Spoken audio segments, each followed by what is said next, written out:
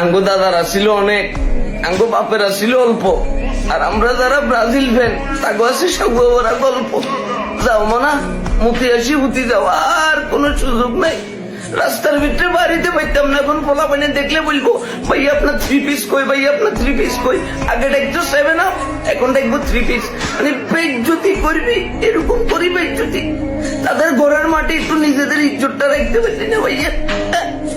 মানে লাস্ট 6টা বছর তাদেরকে হারাইতে পারি না। এখন এই যে এখন তো তারা বলবো যে কি মেসিও তো খেলে নাই, মেসি যদি থাকতো তাহলে যেমন কনফার্ম 7 আপ না আপার 10 হয়ে যেত ডাইরেক্ট ভাইয়া।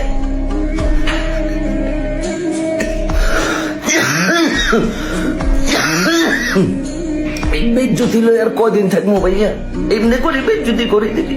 আরে বেটা মেসি সহজে 3-4টা গোল খাইতে, তাহলে একটা কথা আসছিল মেসি সারা এমনি করে আঙ্গো প্যান্টটা খুলি আমাদেরকে পথে পথে করে দিচ্ছে। আর্জেন্টিনার ফ্যানদের জন্য তো আমি এখন ফেসবুকে আসতে পারতাম না। বিদায় পৃথিবী, বিদায়।